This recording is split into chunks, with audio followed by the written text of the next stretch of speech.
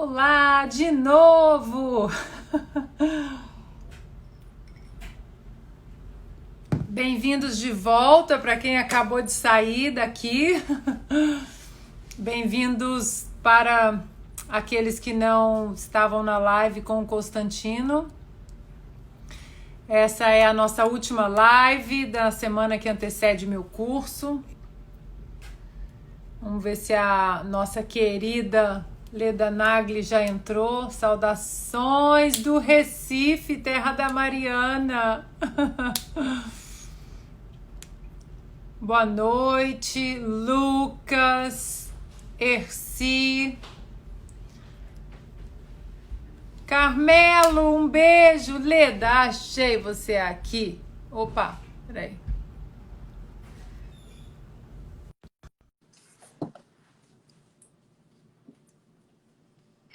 Querida!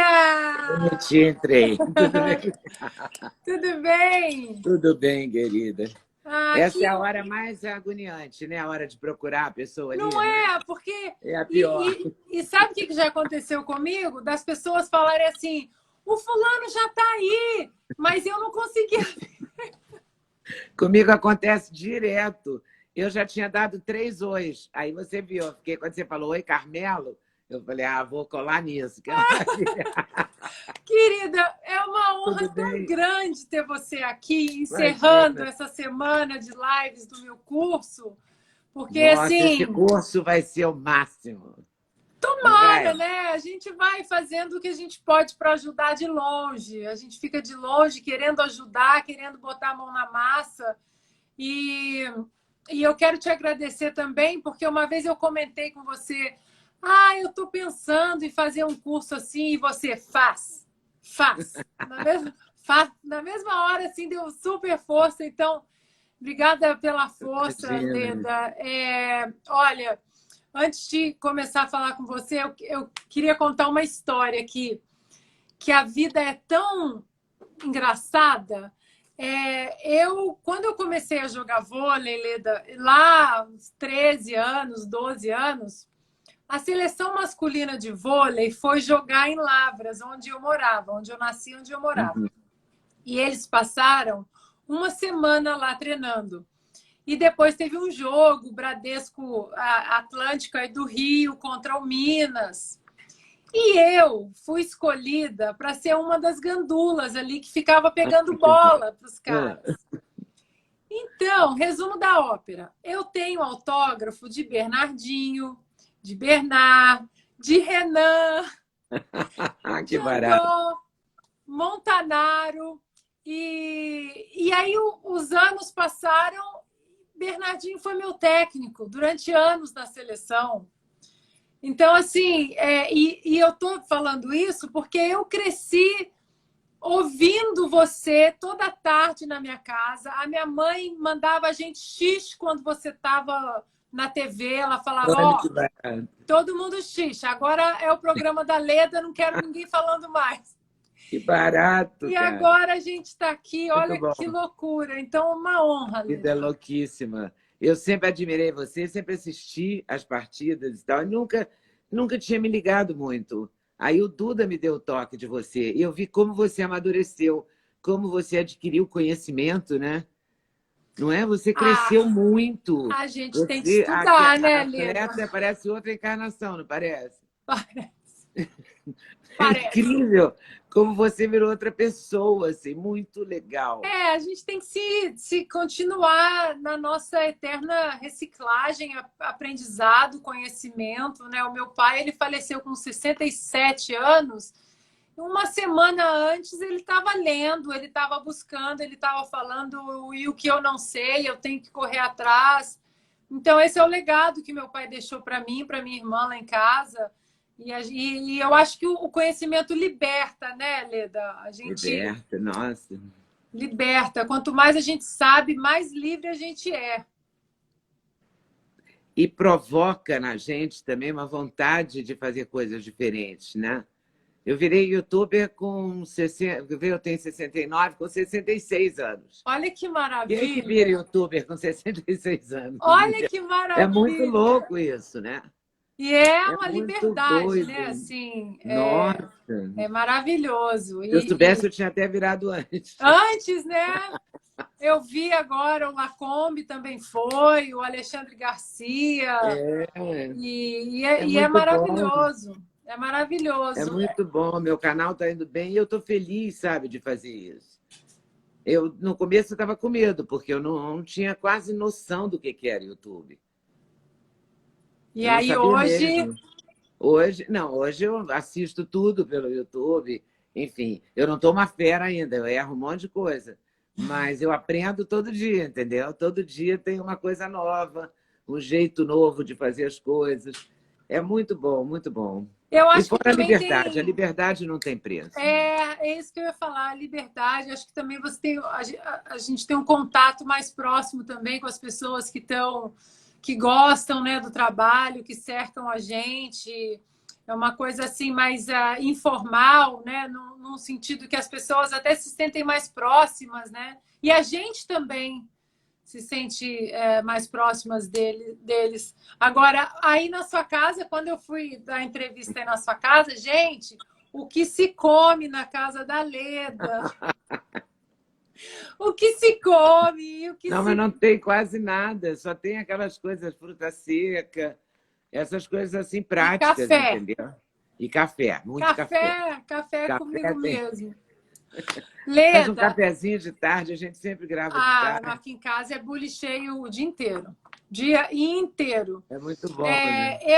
Eu te tenho, depois que eu vim para esse campo do jornalismo e já estou há alguns anos e aprendendo todo dia, e você é uma das bússolas morais que eu tenho no jornalismo, Imagina, nossa. assim como Augusto Nunes, o J.R. Guzzo, o Alexandre Garcia. E você tá ali sempre, né? Eu quero ser um dia como a Leda, Caramba, como você esses panteões aí. me bota num time maravilhoso, mas eu nem sei se eu posso estar nesse time. Não, que isso. É norte mesmo, sem assim a menor cerimônia, menor demagogia. E aí, Leda, a gente vê nesse mundo, né? Dentro do meu curso, eu vou trazer desde a colonização, passar por todas as tretas geopolíticas, presidentes, eleições e constituições e colégio eleitoral, que muita gente acha que é complicado e não é fácil. E aí, o que aconteceu comigo quando eu mudei para cá? Eu comecei a estudar arquitetura, me formei em arquitetura, estou agora estudando ciência política, e aí aqui a gente começa a fazer um caminho histórico que você fala, mas não é o que eu ouvi a vida toda no Brasil, não é sobre os americanos, sobre principalmente republicanos, o liberalismo, o conservadorismo americano.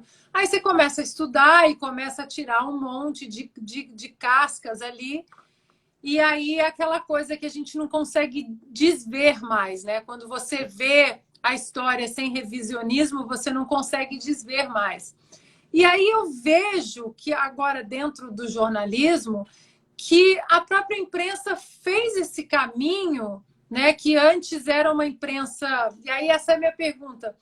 Você acha que isso que a gente vive na imprensa hoje, de uma imprensa que é muito mais opinativa, ela sempre existiu, só que nós não tínhamos acesso às informações que temos hoje, ou ela foi mudando, ou ela também foi se politizando mais com o tempo?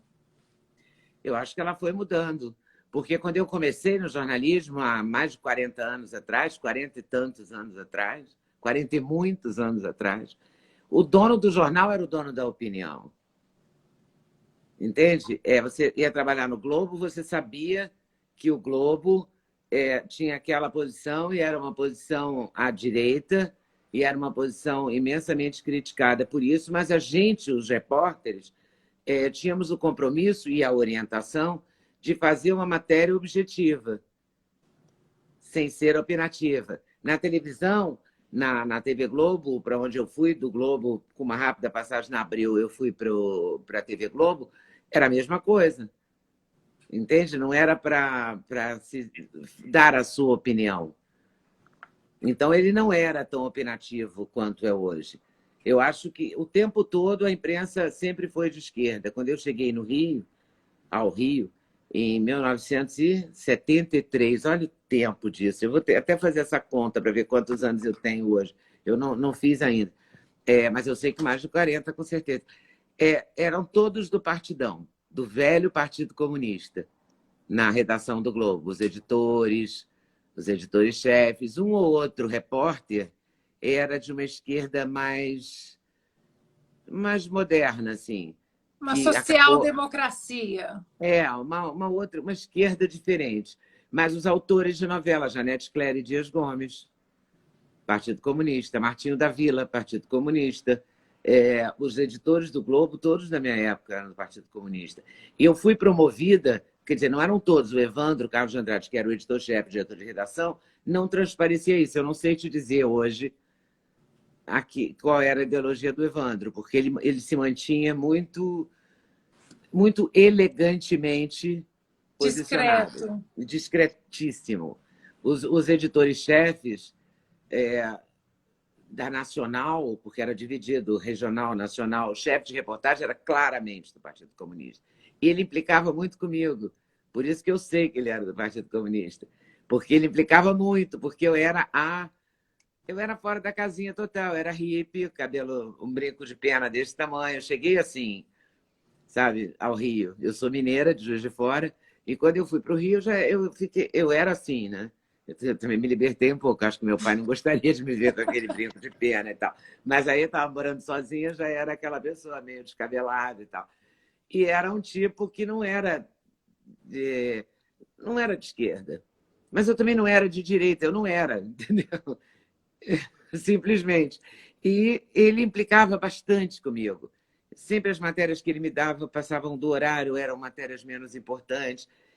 E até que um dia ele me deu a matéria do enterro do Vianinha, o do Valdo Viana Filho, um super autor de teatro, super autor da Grande Família na televisão. Enfim, era um expoente assim, da intelectualidade brasileira, um homem de esquerda, claro. Aí, porque, claro, eram de esquerda as pessoas da intelectualidade brasileira. E eu fui cobrir o enterro do Vianinha. E foi a virada da minha vida. Foi uma pessoa de esquerda que me promoveu na carreira. Olha que louco isso. Eu fui cobrir o enterro do Vianinha, me dediquei, mas muito. Naquela época não tinha Google. Você não está entendendo? Era uma sala cheia, do tamanho da sala lá da minha casa, por exemplo, que você foi, no Rio, que eu estou falando lá, porque eu estou aqui em São Paulo, cheio de papel, de pastas de papel, com recortes velhos de jornal, cheio de poeira. E ali que você pesquisava e lia sobre as pessoas. E aí você tirava uma xerox, entendeu? De algumas coisas que você queria levar para a sua matéria. Como eu cheguei às 9 da manhã e o enterro do Veninha era às 4 da tarde, ele me dava sempre pautas assim, às 4 da tarde eu deveria já ter saído do jornal. Eu fui para a pesquisa e passei o dia inteiro pesquisando. Então, quando eu cheguei no enterro do Veninha, eu sabia muito sobre o Veninha. Eu sabia tudo que era possível aprender de 9 às 4 ou 9 às 2h30, que foi a hora que eu fui para o cemitério. Cheguei lá, só tinha repórter top do JB, dos outros jornais. E eu, recém-chegada de Minas Gerais, bem cafona, sabe, assim, de Quixote. E as pessoas eram formadas pela PUC.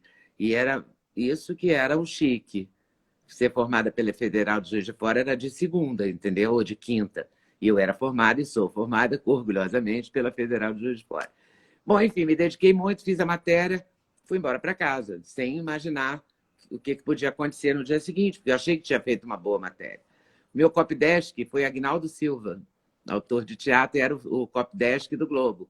Era ele e o Tite de Lemos, que era um poeta, parceiro da Sueli Costa.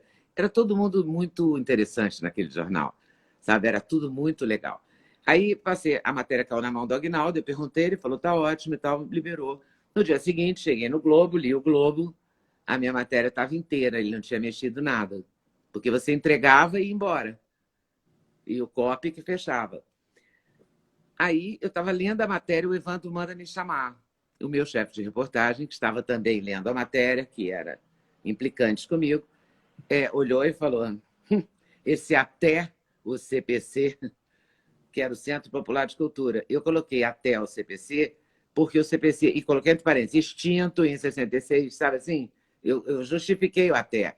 E ele falou, esse até é muito discriminatório, porque você não gosta de uma coisa de esquerda, porque o CPC é de esquerda e tal. Eu ouvi aquilo e o Evandro me chamou, eu tive que ir para a sala do Evandro. Ele mandou levar a minha cópia, e ficava uma cópia no escaninho, porque era de papel carbono, tá? É capa da Bíblia isso, né? É um Eu negócio sei o assim. que é papel carbono, um parênteses, porque a minha mãe, ela rodava provas no papel carbono, um cheiro de álcool na casa. A minha mãe rodava a prova ali no papel carbono. Aí eu peguei a minha cópia, a gente fazia 3 cópias. Uma ia para o cópio, uma ia para o escaninho e a outra ia para a oficina. Aí eu peguei a cópia do escaninho, que era a cópia do jornal, e fui para a sala do Evandro com a cópia morta de medo. Falei, vou ser demitida, né? Porque o meu chefe acaba de dizer que eu discriminei um órgão de esquerda.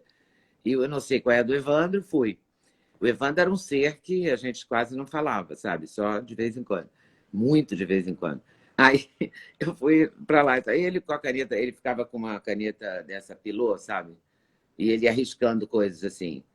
Aí ele foi olhando e falou, esse texto é seu? Eu falei, é. O Agnaldo não mexeu? Não. Eu tremendo, né? Falei, vai acontecer alguma coisa comigo. Aí entreguei minha cópia. Aí, porque era a praxe. Ele olhou a cópia, olhou o texto e falou, gostei. Quer ir para o segundo caderno?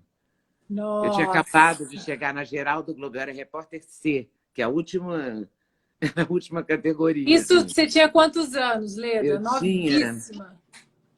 uns 22, eu acho, 23, porque eu cheguei no Rio com 21, que quando meu pai me deixou sair de casa. Aí eu já tinha formado na faculdade, eu fiz em 3 anos meu curso.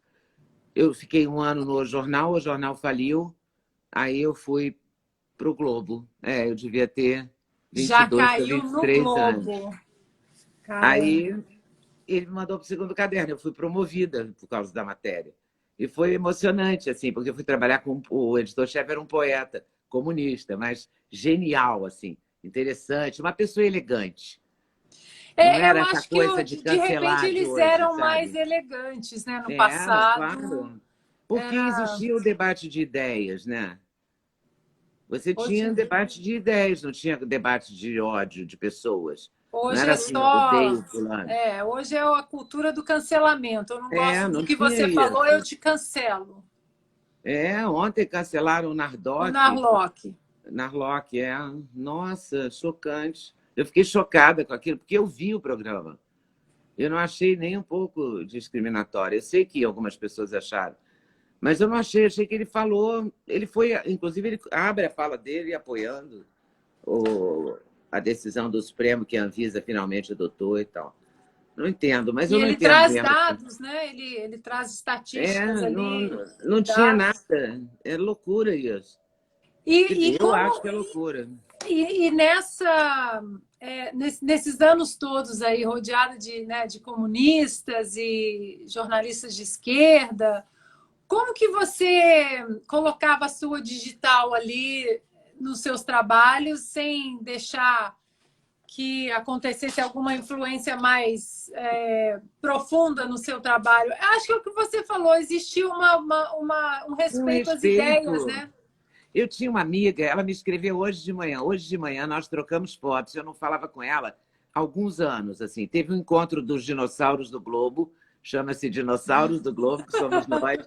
O ano passado, no Rio, eu fui. Foi um barato, entendeu? Ninguém me cobrou. Eu achei até estranho, porque eu achei que as pessoas iam me cobrar a minha posição hoje ser mais aberta, porque eu continuo a mesma, eu continuo ouvindo todo mundo. Eu continuo fazendo o mesmo jornalismo que eu acreditava, entendeu? Eu sei onde as pessoas estão, sei como elas se posicionam, mas eu tenho o direito e o dever De de ouvir todo deixar mundo. que o outro forme a sua opinião. E não, eu não tenho o dever de formar a opinião de ninguém. Não é a minha responsabilidade essa. Eu tenho que municiar as pessoas de informação para que elas formem a sua opinião. Eu pensava a mesma coisa no Globo. E hoje essa menina me manda de manhã por conta da ivermectina e da hidroxicloroquina, dessa politização ridícula de medicamentos, ela me escreveu perguntando se eu confiei naquela médica que eu entrevistei, bababá. Eu troquei 1000 mensagens com ela, estou me lembrando dela agora, porque ela era jovem, da ala jovem do Partido Comunista, e eu a escondi na minha casa em Juiz de Fora, num determinado período. E ela era uma pessoa bandeirada, ela tinha um Fusca verde pistache. Então, não era exatamente um carro que a gente conseguia esconder com facilidade. Não é? Não era. Aí eu levei ela no meu, porque o meu era um Fusca comum, assim, sabe? Então, eu levei para Juiz de Fora, para casa da minha mãe, ela, e fui buscar o Gabeira no aeroporto, voltando do exílio, no mesmo Fusca. Entendeu? Eu acho que isso ilustra como é que eu era e como é que eu sou, entendeu? Então, assim, eu acho que eu vou ouvir o Ciro Gomes e vou ouvir o Jair Bolsonaro. Entende? Agora, eu tenho o direito de querer fazer matérias que ninguém fez, que as pessoas não querem me dar esse direito. No Twitter, por exemplo, eles me batem em mim muito por causa disso. Mas eu queria entrevistar o Carlos Bolsonaro. Claro, ninguém nunca entrevistou. Eu tinha uma Claro. curiosidade. Porque quando o Mas, Leda, Bolsonaro foi na minha casa, ainda candidato, eu falei para ele, para o Eduardo Bolsonaro, você me falaram que você é super bravo e tal. Falei assim, na boa. Aí o Jair Bolsonaro colocando o microfone, o cinegrafista João Mário colocando o microfone nele, ele virou para mim e falou, não, esse aí é uma moça. O Pitbull é o outro. Esse aí é uma moça. E eu levei o susto, eu nunca tinha visto o Bolsonaro na minha vida. A primeira vez que eu estava vendo em toda a minha vida. Aí eu falei, como assim uma moça? Ele falou, isso aí é uma moça. O Pitbull é o Carlos. Eu fiquei com aquilo na cabeça. Depois, lendo sobre o Carlos, eu quero entrevistar o Carlos. O Carlos ficou com o pai da facada em todo o tempo da facada. tava Então, lá. nossa, eu entrevistei o Carlos. Eu O vi a mundo entrevista. quase caiu na minha cabeça. Depois entrevista o Eduardo fala aquela história do AI-5. Pronto, o mundo caiu na minha cabeça. Eu falei, eu quero entrevistar a mãe desses meninos, quero conhecer isso. E aí você não pode mais, entendeu? As pessoas te criticam pelas matérias que você faz. Eu nem falei nada na matéria que justificasse ficarem me dando bronca e, sei lá, ou me cancelando. Várias pessoas já Mas essa é pediram a meu espiral do cancelamento. silêncio que tentam colocar todo mundo hoje em dia. E eu já percebi, Leda, que não é só você falar o que o outro lado não quer ouvir. Você ficar em silêncio também é problema. A única coisa que serve é você falar o que eles querem ouvir. Se não é isso, a cultura do cancelamento que eu ando chamando dos jacobinos virtuais, né? Eles estão guilhotinando meio mundo. E é uma pena isso, Leda, porque dentro do meu curso, quando lá no primeiro capítulo, o segundo, que eu falo dos pais fundadores da América, eles eram muito diferentes, Leda. Eles eram muito diferentes. Eles batiam cabeça. Eles era treta atrás de treta. E das diferenças e dessas discussões, da pluralidade de ideias dos caras, que nasceu essa nação rica, próspera, com uma Constituição, 27 emendas, um pilar muito sólido na liberdade. Isso tudo aconteceu, a gente, quando estuda, vê que não é porque eles eram todos iguais, é porque eles eram Todos diferentes, diferentes. né? E a gente não tem Claro. mais isso. Hoje, a gente vê que é um padrão, tem que seguir um padrão de beleza.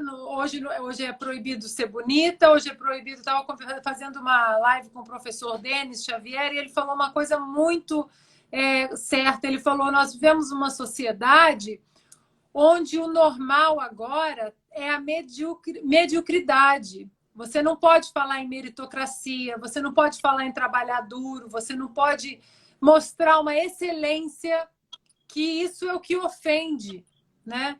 Então, eu vi que esses dias, eu até esqueci o nome da menina, acho que ela é cantora, uma cantora negra linda que postou uma foto de biquíni com um corpo lindo, uma pele linda, um cabelo lindo. Acho que ela é cantora, se eu não me engano.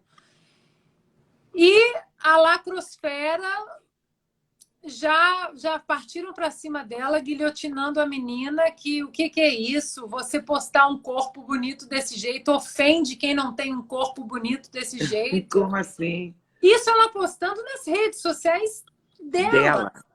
Dela. Então, essa cultura que o professor Denis falou, da mediocridade, de você você ficar sempre desejando o que o outro é, o que o outro tem.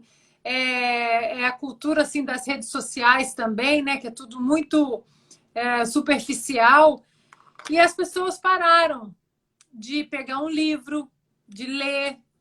Você vê hoje os textos que a gente vê, né, na imprensa, são textos assim das redações cheios de erros de português, que não tem uma estrutura assim bonita. O Roger Scruton fala, né, que a beleza importa. E a beleza em tudo, a beleza numa escrita, igual você falou, você teve um poeta ali do seu lado. Imagina o que era aquela fonte para você quando Claro. você sentava, né? Quando eu fui para ser repórter do Segundo Caderno do Globo, o editor-chefe do Segundo Caderno era um poeta, Félix Ataíde, sabe? O Tite Lemos era um poeta e era copydesk. Então você tinha, você assimilava as coisas e você tinha a possibilidade e a curiosidade, né? Porque se o cara que vai te corrigir é um poeta e tem um livro, você vai ler, não é? Você vai ler a poesia dele, você vai fazer Eu tinha curso sobre poesia. Eu me lembro que eu fiz um curso sobre a estrutura central da poesia do Drummond. Eu estava na Escola Normal de Juiz de Fora. E teve um curso em Juiz de Fora do Afonso Romano de Santana sobre a estrutura central da poesia do Drummond. Eu era só uma normalista, entendeu? Mas você gostava,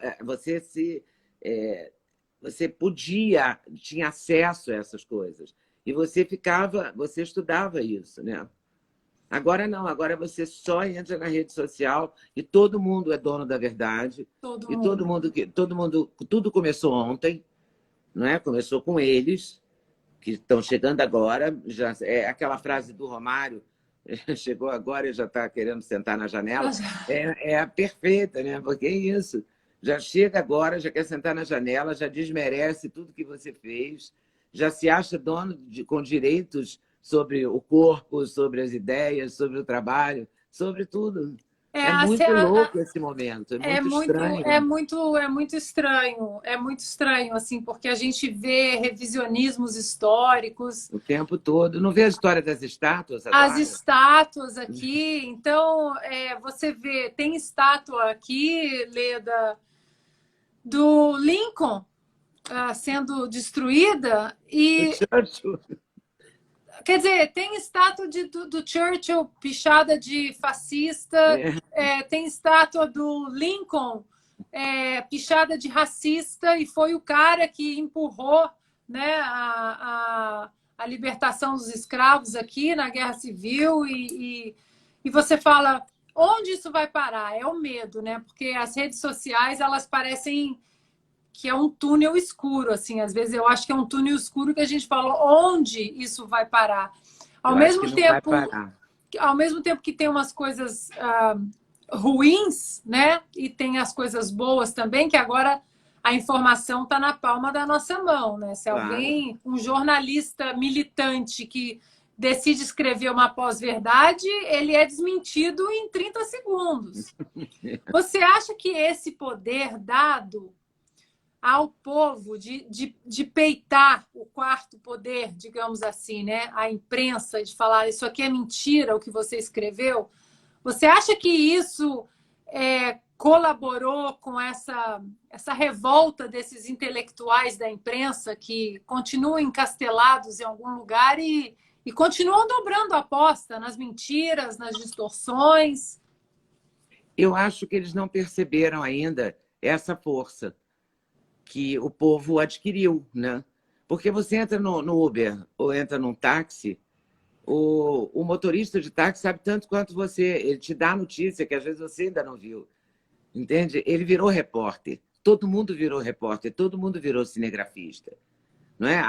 A senhorinha que quer entrar no shopping de Curitiba, ou sei lá de onde que é aquele shopping, eu acho que é Curitiba, que a guardinha não quer deixar porque recebeu uma ordem de que velhos não entram, não sei de onde que tiraram isso, mas é isso. E você, sei lá, em 2 horas, está aqui no seu telefone em 12 grupos diferentes, né? Então, todo É, mundo sabe tudo, o tempo todo. O Bolsonaro deu entrevista sem máscara. Mentira, eu vi a entrevista. Isso é a verdadeira fake news. E não é porque é o Bolsonaro, é porque, na verdade, ele deu de máscara, numa distância regulamentar correta, ele se afastou, deu, sei lá, E, 10 passos e para tirou. trás para tirar a máscara, avisou que ia tirar a máscara, então nenhum repórter o acompanhou nessa trajetória. Eu vi isso, a TV mostrou isso. Entendeu? Não adianta depois no telejornal você chegar lá e editar. Acabou esse tempo, É, sabe, da edição. A edição é virar o jogo, a edição mostrar outra coisa, porque alguém tinha filmado aquilo e eu recebi também vários grupos que não eram jornalistas, que não eram pessoas nem bolsonaristas, sabe, professoras. Eu tenho vários grupos de vários segmentos da minha vida. E alguns que eu nem sei direito por que eu estou no grupo, entendeu? Eu entrei porque era aniversário de alguém, fizeram um grupo, eu fiquei com vergonha de sair. Eu falei, pô, não vou sair e tal, mas eu acho que até a dona do grupo já saiu, sabe assim? Eu não estou lá até hoje. Mas como é um grupo muito diferente, todo mundo é diferente ali, eu não conheço nem a metade. Eu acho legal, porque aí eu tenho visões diferentes, entendeu? Visões brigam lá de repente por uma coisa, e eu fico lá lendo, gostando de ler aquilo. acaba que fica sendo um material de pesquisa para É você ali. claro, óbvio, todo de diário, toda hora, qualquer coisa que repercuta, eu dou uma olhada no meu telefone, todo mundo Como que os grupos estão repercutindo. É reagindo? claro, como é que as pessoas estão reagindo. Isso é É óbvio. maravilhoso. É muito bom, eu estou adorando isso. Até de não conhecer, porque eu não entro nunca, nem dou palpite. Mas às vezes eu vejo um dizendo, isso é mentira, é fake news. Eu vi no não sei o quê, no boatos.org. Aí a outra responde, não, mas boatos.org é de esquerda. Aí você fala, que louco isso. Mas é bom, porque te alimenta, né? E alimenta a É, tua informação também. Saber como o outro está pensando. É muito legal. Eu é gosto disso. verdade. Leda, a gente, né, que busca essa independência no jornalismo, é claro que a gente tem um viés mais para a direita, um viés mais para a esquerda, as pessoas como um todo. Uhum. Mas o que me perturba, e eu sempre falo aqui quando eu faço uma live, até o próprio Obama Gate, que você gostou tanto, Adorei aquela live, é, adorei. eu Foi uma falo, aula incrível. aqui tá bombando aqui ainda, eu preciso dar uma atualizada lá. Eu acabo de passar o fato, porque eu escuto a notícia, pelo menos é assim que eu trabalho, eu escuto a notícia. Diz o documento tal, isso, isso, isso. Aí eu começo a fuçar para achar o Achar documento o tal. documento. E enquanto eu não acho o documento tal, eu fico fuçando algum jornalista com alta credibilidade, já há muitos anos aí, que fala, eu tive acesso ao documento tal. Uhum. Ok. Mas mesmo assim, sempre dando a fonte para quem está do outro lado, eu sempre falo, gente, não acredita em mim, não. É, Pega a pesquisa, né? informação e faça a sua pesquisa. Vá atrás da informação, vá atrás do que eu estou te falando. E hoje a imprensa vende muito como o que ela coloca ali é a verdade e nada mais que a verdade. Você não tem o direito de questionar. Uhum. Mas o que me perturba mais, Leda, e aqui, né, na nossa independência, eu acho que a gente tem sempre que falar, o governo está aí para fazer uma passagem para a gente. A gente tem que criticar Bolsonaro, mas tem que elogiar também as coisas. Não, quando faz alguma coisa Quando certa, a gente a elogia. gente tem que Né? elogiar, O né? correto é esse, eu acho. Exatamente, né? Então, E quando não faz, a gente diz. a gente diz, a gente tem que ter esse norte de ter essa independência intelectual. O que me preocupa muito, Leda, eu estava comentando esses dias com uma amiga aqui, é quando a imprensa faz o seguinte. O Bolsonaro uma vez estava dando uma entrevista e aí ele lá na coletiva, alguém, apoiador dele, alguém gritou assim, vamos fechar o Supremo e vamos fechar o Congresso. E aí, da mesma hora, ele parou de falar e falou, não, não, não, não. Aqui ninguém vai fechar Supremo, aqui ninguém vai fechar Congresso, aqui é a nossa casa, e nossa casa é regida pela Constituição. Isso tudo gravado. Eu vi em vários veículos depois, Leda, jornalistas falando assim, Ele disse isso, mas não foi o que ele quis dizer. Eu adoro isso. Essa interpretação da fala do outro, isso é direto o tempo todo. Eu vejo cada coisa, eu vejo televisão de notícias, só notícia. Nos canais de notícia, Globo News e CNN agora. Tô louca para chegar uma Fox, uma coisa para ficar diferente, porque é Pra igualzinho. ouvir o outro Essa coisa lado. de debate onde todo mundo tem Fala a o mesma mesmo coisa. lado, não é debate. Né? Eu assisto, mas não é debate. Às vezes eu falo sozinha com a TV, que também não tem a menor cerimônia, né? Eu sempre gostei de falar sozinha, não vai ser agora, depois de velha, que eu vou mudar. Então, eu fico lá discutindo com eles. Não, não é isso, não foi isso que ele disse. Não foi isso que aconteceu. Mas eu estou vendo ali a manipulação. Entende? E às vezes eles tomam, os apresentadores, repórteres opinativos, eles tomam, porque eles misturaram tanto que eu já não sei mais o que eles são. Porque antigamente, na TV Globo ainda está um pouco delimitado, assim. O apresentador chama a colunista fulana, a fulana vai comentar e ela vem só com opinião, ela não dá a notícia. Quem dá a notícia é o apresentador. Na CNN está muito misturado. Eu não sei se é uma marca da CNN, e eu não tinha o hábito de assistir a CNN em inglês, então não sei se eles só importaram, entendeu? Ou se eles criaram aqui esse formato. Mas eu vi a moça ia entrevistar uma médica renomada, cientista, com pós-graduação, pós-doutorado, pós, comprovados. Ok? Aí ela vira para a mulher e diz: vou começar agora com a doutora fulana, nessa pregação da hidroxicloroquina. Eu levei um susto.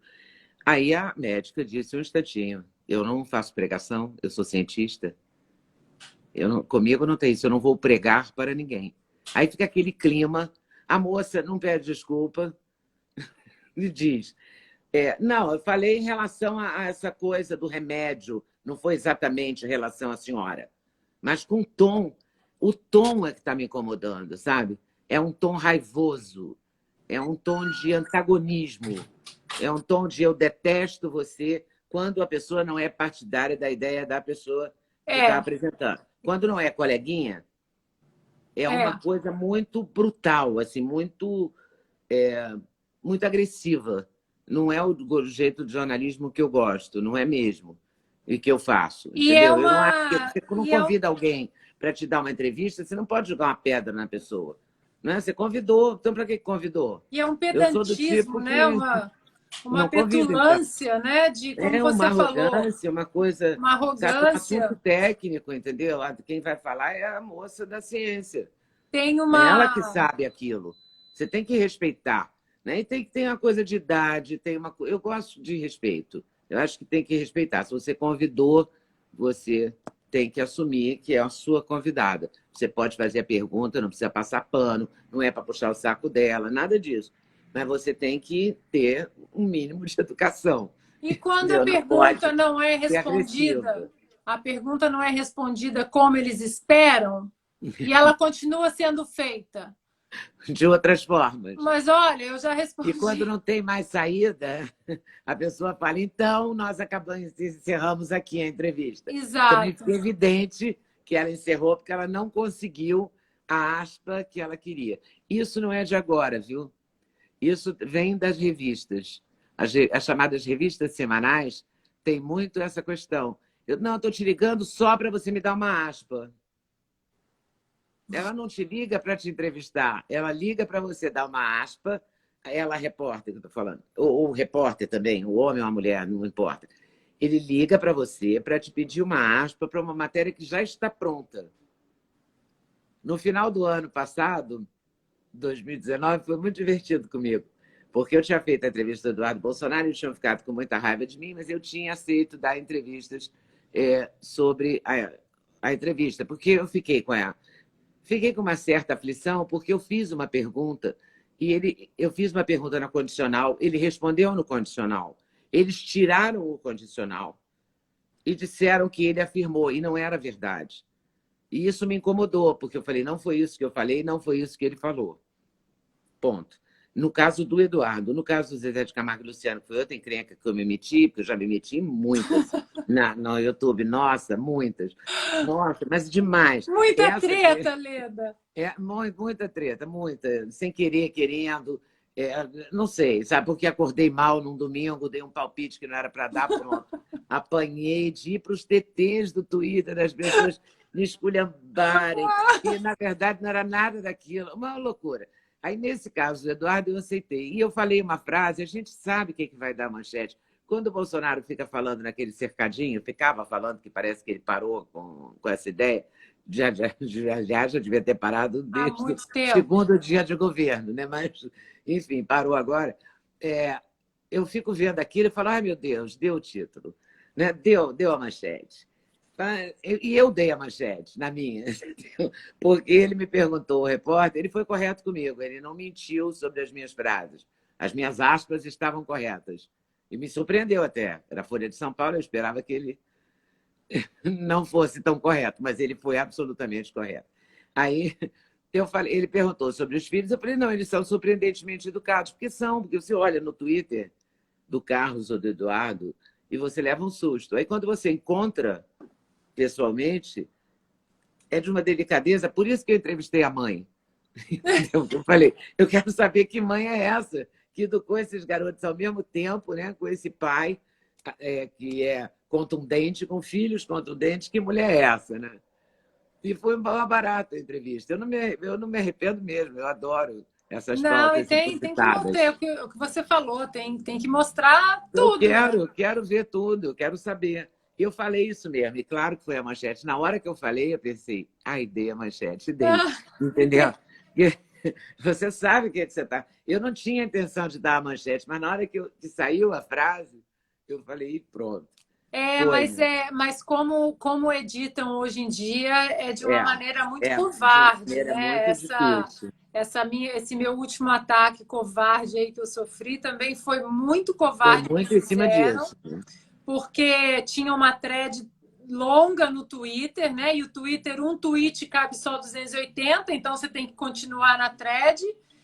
E eles pegaram um tweet, o tweet em cima desse, Leda, eu falava, há racismo na sociedade, temos que discutir. No entanto, os números do Departamento de Justiça dos Estados Unidos, eles não mostram racismo sistêmico da polícia. 9 negros morreram em 2019, 9 desarmados, em 10 milhões de operações. E quando eu venho para a porcentagem da população e de crimes, mas eu já descobri quem foi, viu? Ah, é? Já. Isso é bom. Eu já descobri quem foi. Inclusive, essa pessoa foi um ghostwriter de um texto de uma ex-jogadora que me atacou. Mas está tudo no caderninho. E aí, Leda, a bola de neve que aconteceu, que a gente estava falando sobre isso, é que de apresentar dados do Departamento de Justiça, em 2 dias eu estava na Band como Ana Paula minimiza a morte de negros. É duro. E o Jornal da Band deu isso? Deu. O Jornal da Band eu não sei deu. Se os outros telejornais deram, mas o telejornal da Band O Jornal da Band deu. Inclusive, todos os prints do Jornal da Band. O Jornal Nacional também deu, não? Oi? O Jornal Nacional também deu, não? Não, acho que não. Não, só o Jornal da Band. Só o Jornal da Band. E os prints disso, eles estão todos na mesa dos meus outra advogados. Coisa infeliz, que eu acabei de falar. Só o Jornal da Band não pode falar isso, porque aí a pessoa pega e fala. Ela disse que só... Que entendeu? só. Esse só é muito delicado, né? Se tirado do contexto. Não. E aí o que acontece às vezes, eu também já vi com várias pessoas, até aqui nos Estados Unidos também, uma notícia que é dada de uma maneira totalmente errada, às vezes propositalmente, às vezes não, dá uma repercussão danada e depois a correção é uma notinha desse tamanho de roda. Erramos, né? Aquela coisa assim. Teve um caso aqui gravíssimo de uma menina que acusou um outro colega de faculdade de estupro. Ela Caramba. falou que foi estuprada pelo menino na universidade. A coisa tomou uma proporção gigantesca, porque estava na época daquele movimento Me Too, Me too. as artistas de Hollywood e tal. E o menino foi expulso da universidade, ele teve que trocar de nome, ele teve que mudar. E recentemente, coisa de meses, um ano, a menina falou que ela mentiu. E aí? E aí ele está com a vida dele Acabou, cancelada, acabada, acabou. destruída. Destruída, destruída. Então, assim, muito, É é muito. uma responsabilidade muito grande, Tem consequências, né? As né? coisas não são assim. Mas eles E deturpam quando querem, né? Também. A imprensa. O Twitter não é só a imprensa, eu acho que as pessoas também deturpam quando querem. claro, No Twitter claro. é direto. Eu parei até de postar coisa no Twitter, porque realmente eu posto só assim, fiz essa entrevista e tal, uma coisa, um link de entrevista, mas não posto mais opinião nenhuma, porque eu apanhei muito, Sabe como, injustamente. sabe Eu não como que eu tinha. chamo o Twitter? Ah, de quê? A Cracolândia da internet. É muito boa. Vou adotar, vou te dar aspa, tá? Quando a Ana Paula te dou o crédito. Não, na brincadeira, teve um domingo de manhã que eu vacilei aqui em casa, sozinha, tomando café, e domingo eu sempre como pão de queijo, porque eu acho que domingo é um dia especial. Aí eu botei o pão de queijo lá para esquentar na panela lá que faz, e fiquei tomando café e lendo o Twitter. Aí eu vi o juiz lá do Rio de Janeiro, da Lava Jato, Bretas, ele colocou que ele trabalhava desde pequeno na loja do pai e tal. Me veio à memória o armazém do meu pai, como é que era a minha vida e tal. Aí escrevi eu também. Trabalhava no armazém do meu pai, eu, minha mãe e meu pai, porque éramos nós três. E era uma época muito interessante, porque eu chegava do colégio, fazia o dever e virava entregadora do armazém. E meu pai era muito generoso assim comigo, porque eu caía muito, sabe? Sempre tive pé chato, essas coisas. Então eu sempre caía, quebrava aqueles. Lembra de biscoito de maisena para fazer pavê? Eu Então lembro. eu ia levar na casa de uma freguesa nossa, do armazém, freguês de caderno, coisa do interior de Minas Gerais, né? É, Você muito vai bom. entender. As pessoas aí nem vão entender. Aí eu caía, quebrava os biscoitos, o papai falava, não tem importância, sua mãe faz palha italiana e você leva de novo, que você agora não vai cair. E eu ia, não caía, voltava toda feliz, Que não caí. E bonitinho. aí era linda a história. Eu contei essa história. Putz. E esqueci do Twitter. E era dia, eu adoro futebol. E era dia de uma decisão da Copa América e tal. Eu estava fissurada no jogo, fiquei vendo. Quando acabou o jogo, umas amigas minhas, eu fui ver o telefone, minhas amigas do Rio falavam: pelo amor de Deus, o que você fez? Olha como é que você está no Twitter. Não sei quando eu entrei, o mundo tinha caído na minha cabeça. Eu era a favor do trabalho infantil, eu era a favor das crianças perderem as Meu digitais. Olha essa. As Deus. crianças perdiam as digitais descascando castanha e eu era conivente com isso. Eu falei, oi, eu nem sabia que tinha criança descascando castanha, catadora de castanha. Eu não defendi nunca o trabalho infantil, eu defendi a minha história familiar. E eu ia para o colégio, tudo direito, entendeu? Eu voltava, fazia o dever. Aí, como a gente éramos nós três, né? Não tinha irmã nessa época, era filha única no começo, e só tinha a gente, só podia ficar junto, a gente ia ficar como? Entendeu? Era uma família aquilo. Não é uma Aí loucura era isso? só isso. Nossa, mas eu apanhei muito, muito, horrível, Mas, horrível. Leda, olha, se tem uma coisa que eu aprendi, e aí é com o mago, nosso mentor aí, que a gente gosta muito, eu, Mariana, Renata, o Ah, Jordan Peterson, ele fala: nunca peça desculpas para uma multidão sedenta de sangue.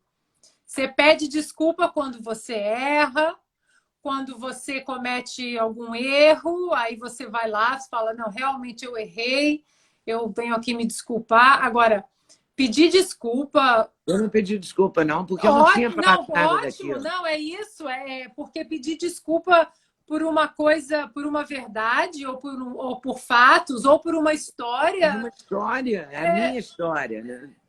é Mas é enlouquecedor horrível, isso. é horrível. Ô, E eu estava Leda, contando para você que no ano passado, com uma coisa seletiva, uma repórter pediu para o final do ano qual seria a sua luta? Qual bandeira você vai assumir o ano que vem? E eu falei, nenhuma. Eu vou assumir a bandeira da comunicação, que eu sempre assumi. Eu vou continuar entrevistando pessoas de diferentes ideologias, diferentes ideias. Escrevi tudo no tempo certo, no número de caracteres que ela pediu, tudo direito. Saiu? Claro que não. Só saiu quem tinha uma bandeira definida. Vou lutar contra o feminismo, vou lutar contra não sei o quê, vou lutar a favor do feminismo, vou fazer não sei o quê. Só bandeiras Ah, que a narrativa permitia, entendeu? você não pagou o pedágio ideológico e não entrou na... Dançou, dançou. Para mim, tudo bem também, entendeu? Mas eu achei interessante ela tirar mesmo, assim, cortou. É, Não existiu. Aquela pessoa não existiu. é, Porque, entendeu? Leda, aqui nos Estados Unidos, a primeira emenda da Constituição, né, que é uma primeira emenda famosa, e aí lá no curso É, também eu vou entrar bastante nelas, que é a liberdade de expressão, né? Liberdade de religião, de nossa. expressão, que é Como a assim, gente está aqui precisando de uma primeira emenda aqui, hein? aqui não tem assim, mas foi discurso de ódio. Aqui não tem discurso de ódio. Aqui as pessoas têm o direito de serem ofendidas, né? Dentro, se é calúnia, difamação, Processo. isso tudo tem lei aqui também, Uhum, né? claro. Mas discurso de ódio, me ofendeu, isso, aquilo. Você, Leda, como assim um membro assim tão expressivo da nossa imprensa há muitos anos, né, que cobre também políticas internacionais e outros países, você não está com medo? Medo, porque se a gente abrir essa porta, sabe-se Deus onde ela vai dar, desse PL das fake news e desse inquérito bizarro do Alexandre de Moraes aí, fake news, que ninguém sabe o que tem no inquérito, quem é preso não sabe porque está sendo investigado, por que foi preso. O que é fake news? Quem vai definir o que é fake news? Quem vai definir o Quem que é vai tomar mentira? conta? Qual é o CNPJ que vai administrar o que pode e o que não pode? Como dizia a primeira versão, né? É claro que eu estou com medo. É claro que eu acho que estão limitando nosso direito de nos expressarmos. E eu acreditei tanto quando a ministra Carmen Lúcia disse cala a boca, já morreu, quando ela aprovou a lei das biografias, eu acreditei total. Eu estou muito preocupada com isso, muito assustada também. E estou assustada com tudo. Estou assustada quando você discrimina um jornalista e diz que chama ele de blogueiro. Blogueiro. Por que ele é blogueiro e o repórter daquela TV ou daquele outro jornal que defende uma ideia diferente dele é jornalista? Quando ambos fizeram a faculdade, quando ambos têm uma carteirinha lá do sindicato, eu nem sei se eu tenho carteirinha do sindicato, mas, mas eu já tive durante muitos anos. Eu fico pasma da ABI, porque eu sou do tempo que a ABI era um norte, sabe? Era um norte para a gente. Agora a ABI não se manifesta, só se manifesta quando a narrativa é de um lado da história. Eu fico muito assustada, eu fico com medo, sim. Eu estranho, sim. E vou tocando a minha vida, não sei o que vai acontecer. Eu não sei como é que vai ser daqui para frente, mas eu não sinto firmeza. Eu não sinto a mesma coisa que eu sentia, sei lá, 3, 4 anos atrás. Entende? Eu sinto que está indo por um caminho que não é um caminho Perigoso. perigoso, muito perigoso. Porque as leis existem, calúnia, injúria, difamação. Difamação. Você pode entrar. Você falou do direito de resposta, né? Aquela respostinha desse tamanho quando erra. Eu me lembro que na campanha do Gabeira para governador, em 86, que foi uma campanha que eu participei ativamente pela candidatura dele, a gente ganhou 2 direitos de resposta contra o Jornal do Brasil e a gente tinha o direito, a gente entrou pedindo, a gente e a campanha, tá? Entrou pedindo para fazer a manchete. E a manchete era: o JB errou. E o JB publicou, porque a justiça mandou. E depois, de novo, o JB, durante a mesma campanha, errou outra vez. E aí a manchete foi de novo: o JB errou outra vez. E tudo na lei. Ninguém brigou Tudo com o na lei. repórter do JB, não teve um soco, entendeu? Um falatório, nada disso. Era uma coisa, entrou na justiça e aconteceu não sei o quê, entendeu? Era isso que tinha que ser hoje. mas não é mais. Eu não entendo também o que aconteceu. É, Quer dizer, eu eu sei o que aconteceu, mas eu fico pasma diante do que aconteceu, né? O que está acontecendo com a gente. é um evento que eu estou escrevendo bastante sobre isso, chamando atenção. Acabei uma live agora às 5 horas, Com o às 6 Rodrigo horas com o Constantina, Constantino, e nós falamos eu vi. sobre isso. E a gente precisa tomar uma medida, Leda. Me preocupa muito essa violação dos deveres constitucionais de um ministro da Suprema Corte, onde ele é a vítima, o investigador, o julgador, ou seja, é uma violação do dever constitucional dele, de uma corte que é, né, considerada que vai salvaguardar a nossa Constituição, que a gente não pode ficar calado, não, Leda.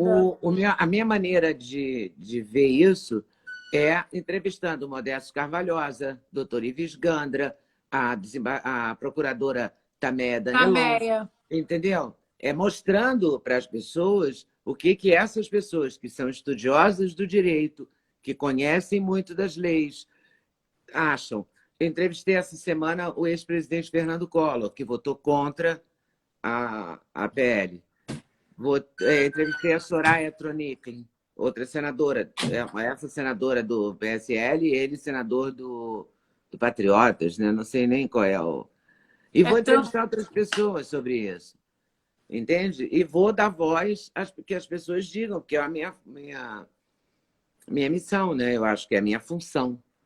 Porque nessa hora a gente está precisando de um norte jurídico para frear essas violações, né, dos deveres constitucionais desses agentes públicos e políticos. Todos eles foram muito claros. O doutor Ives Gandra disse que esse inquérito vai acabar arquivado, porque não tem sentido. A mesma pessoa que investiga, julga, é vítima, tudo misturado, entendeu? Todo mundo está falando isso. Tá, mas até arquivar vai prender quantos mais aí? Não sei o que vai acontecer. O próprio... Eu acho grave que as pessoas não tenham acesso, né, a amplo. Não tem acesso? Nós entrevistamos o Oswaldo. Pois é, eu estou com vontade. Vocês entrevistaram os Pingos nos Is, né? Na segunda-feira. Eu vi a entrevista. Quer dizer, ali a violação à privacidade, a liberdade de expressão... Não, eu achei uma outra coisa. Violaram o direito ao trabalho. Ao trabalho. Porque o trabalho dele é aquele. É como o meu trabalho. Se você me caçar o meu direito de fazer o meu canal, você está me tirando a minha maneira de sobreviver, de pagar meus boletos e de... Que foi o que ele falou, ele tem filhos, tem mulher, tem despesa. Não, o direito, violaram o direito do sigilo da fonte, né? Porque apreenderam tudo. Tomar o celular dele. Do Alan também, né? Do Alan também. E do Bernardo Kister também. E eles dizem que eles não consideram o Alan. Eu também entrevistei o Alan. Tem o Alan no meu canal, tem o Bernardo no meu canal. E eu essa semana ainda falei isso. Eu preciso batalhar o telefone desse rapaz, porque eu não conheço, nunca vi. Esse eu não tenho nenhum jeito de chegar. Vou ligar para a própria Jovem Pan e pedir para eles me darem o telefone. Eu mando para você. Eu consigo lá na Pan. Eu consigo lá na Pan. Mando para você. Então faz isso, porque eu quero entrevistá-lo. Eu acho que eu gostaria de entrevistar também os juízes do Supremo. Eu acho muito pouco provável que eles deem entrevista para o canal do YouTube, né? Vão. Mas porque tem gente que meio que esnoba, né? Eu, graças a Deus, tenho dado muita sorte. Assim, as pessoas têm me dado entrevistas e sido até muito carinhosos comigo, eu não posso reclamar. Mas alguma dificuldade, assim, não consegui entrevistar ainda a Dilma, já falei com todos os assessores dela umas 50 vezes. Mas eu continuo falando, eu sou chata, eu fico lá. Eu não falo, eu não telefono para não atrapalhar a vida dos outros, mas eu mando um zap, assim. Não, eu vou continuar mandando, entendeu? Não, tem que ser. Eu fiquei muito impressionada com a entrevista do Oswaldo, porque, como você falou, jornalista, né? Um jornalista. E aí você vê, quando é contra uma opinião contra o STF, aí você é preso, celulares confiscados, quando é contra um ministro. Mas um jornalista pode desejar a morte do presidente numa boa. Nossa, é chocante. É muito chocante isso, mas não é só o jornalista. Tem várias pessoas na internet e outros jornalistas que não escreveram no jornal, mas escreveram no Twitter, desejando a mesma coisa, né? Tanto é que subiram aquela hashtag da força Covid e tal. É É um muito, absurdo, é um muito absurdo. triste, né? Eu não gosto desse rancor, eu detesto esse rancor. Eu detesto essa coisa de você ter que desejar a morte do seu adversário. É, Eu acho que é aí uma mostra a pobreza sua de própria ideia, né? fraqueza, né? É claro, é pobre, é raso. Você tem que saber defender suas ideias perante a ideia do outro, né? Você E mostra a tem que sua aceitar quando fraqueza. a outra pessoa ganhou a eleição. Você tem que aceitar, por isso que é democracia, né? Porque as pessoas votam e um candidato vence. E aquele que venceu, em nome do país, isso eu acho que os americanos têm bastante. Eu acho que a gente aqui no Brasil, durante essa pandemia, ficou evidente que a gente não tem, né? A noção do o amor pelo país, sabe? A noção de que o país está acima, né? Você não gosta desse presidente, você trabalha lealmente contra ele na próxima eleição. De 4 em 4 anos Mas muda na isso, não administração do é? Trump aqui não foi diferente, Não, não. foi tipo Bolsonaro, né? Bem parecido, assim. Muito Guardadas as parecido. devidas proporções, é muito parecido. É muito estranho isso, porque você está torcendo contra o país. Agora estão torcendo contra um remédio. Não é uma Como coisa assim? assim. Entendeu? É o time pró-hidroxicloroquina, anti-hidroxicloroquina, como, entendeu? Agora é ivermectina, cada hora é uma coisa. O fica em casa, o sai de casa, tudo é político, né? E tudo é em nome de alguma coisa e não é em nome do país. É muito triste. É, E a gente vai e o enfrentar uma crise econômica brutal, já está enfrentando. Eu não sei como é que vai ser, como é que a gente vai sobreviver a isso. E é sempre o preto ou branco, né, Leda? Nunca é, gente, pode ser isso e pode ser isso aqui também. É sempre assim, ou fica todo mundo em casa ou sai todo mundo. Existe uma zona cinza ali, né? A gente pode muito bem voltar a discutir a retomada do crescimento econômico e da volta das atividades econômicas e financeiras, sem colocar as pessoas em risco, sem colocar os Claro. grupos em risco. Mas as pessoas também têm que colaborar. O que eu acho é que tem também um compromisso da população, né? Você não pode se jogar no primeiro bar que você encontrar aberto e se amontoar todo mundo só porque você agora pode sair de casa. Meu Deus, entendeu? Tem que ter um mínimo de responsabilidade também. Agora, tem que retomar a economia. Não adianta, você não vai prender. Você está vendo agora quando soltaram, né? Que parecia um gado, uma boiada no botequim, né? Não pode ser. Não aguenta mais ficar em casa. Eu até aguento bem, sabe? Eu já estou conformada, porque eu descobri nessa pandemia que eu sou idosa, eu não tinha me tocado disso nesses anos todos, então agora eu estou Não, conformada aqui. Estou conformada que as lives me salvam.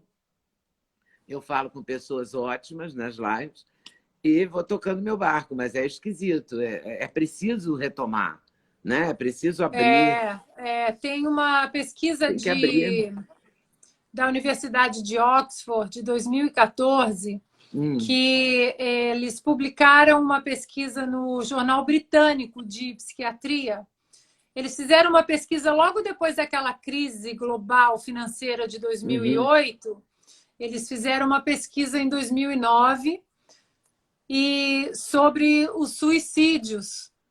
E eles encontraram de 10 a 12 mil chamados suicídios econômicos, que cara, foram todos relacionados à crise a financeira de crise financeira. 2008. E a depressão e os problemas com a saúde mental dispararam em 54 países. Então, você ignorar o lado econômico nessa pandemia, né? Porque a gente fica fazendo live no Instagram, as pessoas que trabalham em home office, elas também continuam produzindo de alguma maneira. Mas e quem produz de manhã para pagar o jantar da noite? Não ficou em casa, porque não podia ficar, né? nas comunidades, que agora chama comunidade, que antigamente chamava favela, você sabe disso. As pessoas, eu conheço bastante bem algumas comunidades. Por exemplo, na Rocinha, em nenhum momento parou. Porque não pode parar, entendeu? Como é que vai parar? Não vai ter o que comer. E é muito perigoso, porque na Rocinha, por exemplo, que é o maior índice de tuberculose do Brasil, você botar as pessoas dentro de casa, 5, 6, 7, 8 pessoas, em 2 cômodos, um cômodo, aquela coisa úmida do Rio de Janeiro, entendeu? É muito complexo, é muito difícil. E você vai... Eu entrevistei psiquiatras, psicólogos, é óbvio que a síndrome do pânico aumentou, os suicídios aumentaram. A gente não pode falar em determinadas redes sociais, não aceitam, né? Mas eu conversei com a ministra Damares também. Ela falou muito disso. Então, Aqui muito sério. a Secretaria, o Ministério da Saúde, digamos assim, né? Daqui já está fazendo um movimento bem forte e significativo para as crianças voltarem para as escolas. Porque parece que em setembro volta, né? O número de depressão infantil aumentou. Existe uma preocupação muito grande também, porque às vezes os abusos infantis por seus genitores ou seus guardiões legais, eles são notados primeiramente pelos professores, pelas escolas. Uhum. Então, existe essa preocupação também. Aqui também. Aqui também, exatamente isso. Os professores são os primeiros a poderem denunciar, porque a criança abre para eles. Ou as crianças, as mulheres. A violência contra a mulher também aumentou muito na pandemia, né? Se fica em casa. Pois É preciso, E aí é preciso ir retomando. É claro que não é todo mundo de uma vez, claro que não é para voltar àquele normal que a gente tinha. É óbvio, entendeu? Porque não tem vacina. Agora, também eu acho que a vacina vai ser outra discussão, porque tem que democratizar essa vacina. Não é? Claro. Tem que achar uma fórmula de ter para todo mundo, né? O que eu sei que é difícil e tal, mas tem que ser. Eu não quero eu vacinar e a minha diarista não vacinar. Não quero isso. Então a gente vai ter essa briga também, né? E aí vai entrar mais uma vez o papel da imprensa, e aí vai caber a pessoa em casa do outro lado filtrar, porque vão politizar tudo de novo, Leda. Vão politizar a vacina, vão politizar o que precisar ser politizado. Eu estou vendo aqui, eu estou vendo no Brasil. O que precisa ser politizado nessa pandemia para derrubar o seu oponente político, estão fazendo sem o menor pudor. Essas pessoas não têm nenhum pudor. Você não está vendo a roubalheira, o Rio de Janeiro, de novo. O governador, às vésperas do impeachment, ontem acharam 8,5 milhões em dinheiro dentro do carro do ex-secretário de Saúde, alô, entendeu? No meio da pandemia, o dinheiro era para a pandemia. Não há desculpa para isso. Né? Não tem desculpa. Não Isso tem. não é só no Rio. Eu estou falando do Rio porque foi mais escancarado, né? Lembrou até o Gedel, né? Com aquele lá dinheirama todo. Verdade. Mas dentro do apartamento. Esse estava dentro de um carro, no Rio de Janeiro. Vai convencer a quem? O Rio de Janeiro é a cidade mais violenta do Brasil, uma das mais violentas. Você vai esconder o dinheiro dentro do carro? Alô? Né? Agora, tem lá o Ceará, tem não sei aonde, tem Pará, tem Santa Catarina, tem um monte de lugar com problemas, né, de inquéritos e desvios. O preço dos respiradores, eu fiz uma matéria sobre isso, ele variava de Minas Gerais em diante. O Minas era o mais barato, o Zema comprou no melhor preço. Eu entrevistei também o Zema, e ele falou, mas eu comprei, eu negociei o prazo de entrega, eu sou negociante porque eu sou um homem de empresa e tal, tá bom. Mas o dele foi mais barato e o outro era quase 100% mais caro no outro estado. É uma loucura isso, né? Na cara da gente, o álcool gel, a máscara, as chamadas EPIs, o remédio, tudo, entendeu? E as represálias, você vê, a doutora Raíssa foi demitida, o contrato dela foi rompido lá em Porto Seguro, porque ela pediu hidroxicloroquina para o Bolsonaro. Hoje eu falei com a doutora Nise Yamaguchi, aqui, eu tinha uma live com ela hoje às 6 horas, e ela estava chateada, não quis fazer. Eu acho que ela tem razão de não fazer nesse momento. Claro. Ela já fez outras comigo, mas hoje eu acho que era um dia dela ficar quieta e pensando o que ela vai fazer, porque ela está impedida de entrar no Einstein, onde ela trabalha há 35 anos. Que loucura, Porque gente. ela é a favor, daí inventaram uma narrativa que ela falou do judeu e tal, mas não foi isso. A história é que ela defende a hidroxicloroquina. Então é uma loucura isso, eu não sei quem que está por trás disso, porque você tem alguma noção assim, de por que esse remédio foi tão demonizado? Acho que Será que foi, tem um acho que foi. laboratório atrás? Ou é só porque ele é o remédio que o Bolsonaro defendeu? Não, Não é possível, acho que porque o são. mundo inteiro, a OMS, todo mundo contra. Acho que primeiro porque saiu da boca a primeira notícia sobre a hidroxicloroquina saiu da boca do malvadão do século, né, que é o Donald Trump, e né, foi repetido pelo Bolsonaro. E é um remédio que a patente já foi quebrada, né? Já é um remédio muito barato. Você vai gastar R$ 150, vai gastar US$ 20 com um paciente que tem Covid, e não tem ninguém aí. Essa é uma das teorias que estão sempre aqui rodando nos grupos médicos que eu sigo. Que não tem, isso é um problema. Ninguém, quem é que vai ficar rico? Ninguém, não tem nenhuma grande empresa farmacêutica aí por trás disso tudo para empurrar pesquisas favoráveis à hidroxicloroquina. O que eu li ontem, Leda, é que até comentei nos pingos que o deputado Osmar Terra estava lá com a gente, é que o vírus já está mudando. Ele já tem uma mutação no vírus. Que agora, porque ele chama coronavírus por causa da coroa dele, né? Aquelas coisinhas assim que parecem uma coroa. E que antes ele passava, essa é uma pesquisa do Centro Médico de Houston, no Texas, e que antes ele passava e ele não pegava muito ali no receptor, mas quando ele pegava, ele tinha uma letalidade maior. Agora ele passa e agarra mais rápido, só que a letalidade dele está começando a cair. Por isso de acordo com o Centro Médico de Houston, por isso que os casos estão explodindo, que a transmissão agora ficou maior. Está rápida. Está mais rápida. Mas que, segundo esse estudo, a letalidade dele começa a cair. E a gente espera que seja isso, né? Porque vacina, estão falando julho de 2021, que é um ano. O meu filho está em casa desde fevereiro. Ele estuda em Stanford, que é uma das melhores universidades dos Estados Unidos, e não tem previsão de voltar. Sem previsão? Sem previsão de voltar. Não, se condicionar a vacina, vai ser uma loucura.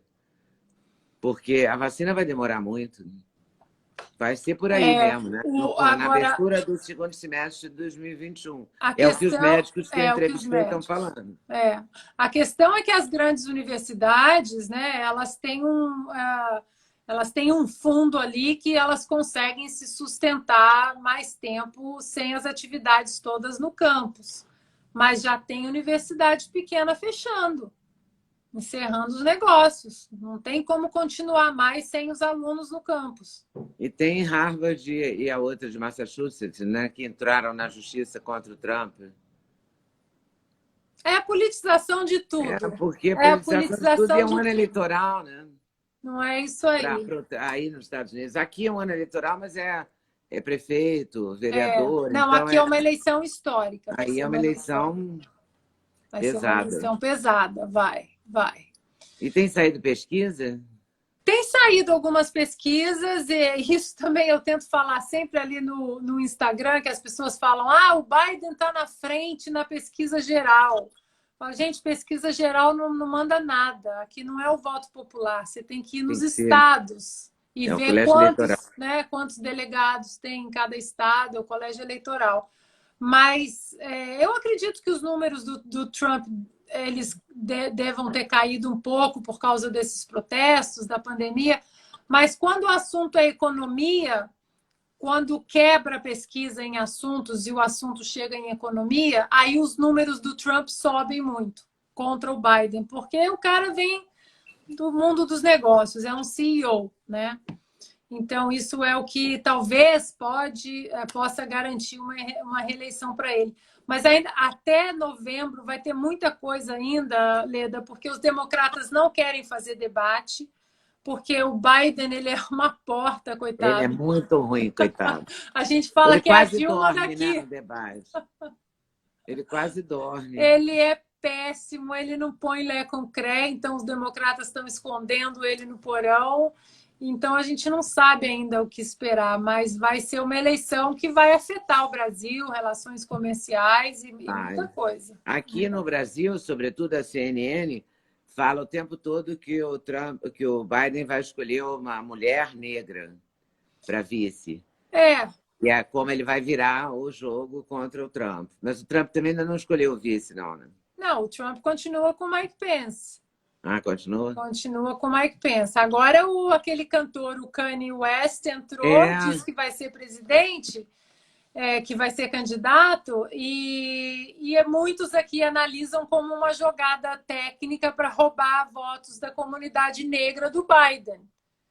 Porque ele é, na verdade, trumpista, né? Ele e a mulher dele, a Kardashian. Ele apoiou o Trump, né? Apoiou o Trump, ele e a mulher dele.